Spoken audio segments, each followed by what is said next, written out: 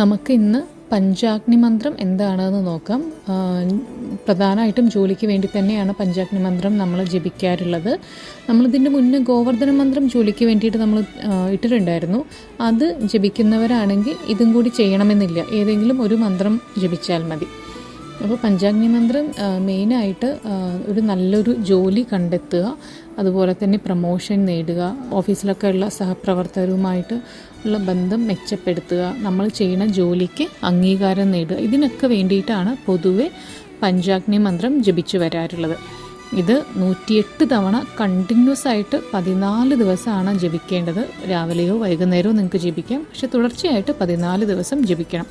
ശുദ്ധവൃത്തിയോടുകൂടി വേണം ഇത് ജപിക്കാൻ. സ്ത്രീകളാണെങ്കിൽ ആ ഒരു സമയം 14 ദിവസം നിങ്ങൾക്ക് കണ്ടിന്യൂസ് ആയിട്ട് ജപിക്കാൻ പറ്റുന്ന സമയത്തെ ഇത് ജപിച്ച് തുടങ്ങാവൂ. പിന്നെ ഏതൊരു വീഡിയോ ചെയ്യുമ്പോഴും അതിൻ്റെ അടിയിൽ കുറേ പേര് വന്ന് കമൻ്റ് ഇടാറുണ്ട്, ഇത് മാത്രം ചൊല്ലിയാൽ ജോലി കിട്ടുമോ, ദൈവത്തിന് റിക്രൂട്ട്മെൻറ്റ് ഏജൻസിയാണോ ജോലി, അല്ലെങ്കിൽ അങ്ങനെയുള്ള കുറേ നെഗറ്റീവ് കമൻറ്റ്സ് ഇടാറുണ്ട്.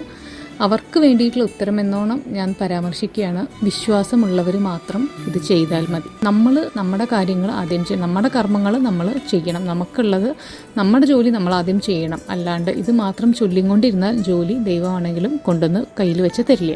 നമ്മൾ നമ്മുടെ കാര്യങ്ങൾ, നമ്മുടെ സൈഡിൽ നിന്നുള്ള കാര്യങ്ങൾ, അതായത് പരിശ്രമങ്ങൾ നമ്മൾ ചെയ്തതിന് ശേഷം നാമജപവും മന്ത്രജപവും കൂടെ ഉണ്ടെങ്കിൽ നമുക്ക് കിട്ടാനുള്ളത് ഭഗവാൻ എത്രയും പെട്ടെന്ന് നമ്മിലേക്ക് എത്തിച്ചു തരും.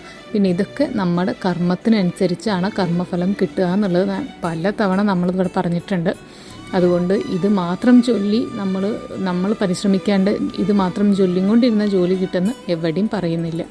പഞ്ചാഗ്നി മന്ത്രം ഇപ്രകാരമാണ്: ഓം നമോ നാരായണായ ശാശ്വതായ നിത്യായ യോഗാനന്ദായ പരമാത്മനേ ജ്ഞാനായ ഭൂമിപതയേ ലോകായ അഗ്നയേ പഞ്ചാഗ്നിപതയേ വേദഗാത്രായ സമാഘോഷായ ഗോപാലവല്ലഭായ ഗോഗോപപതയേ രത്നസിംഹാസനാശ്രയായ നമ.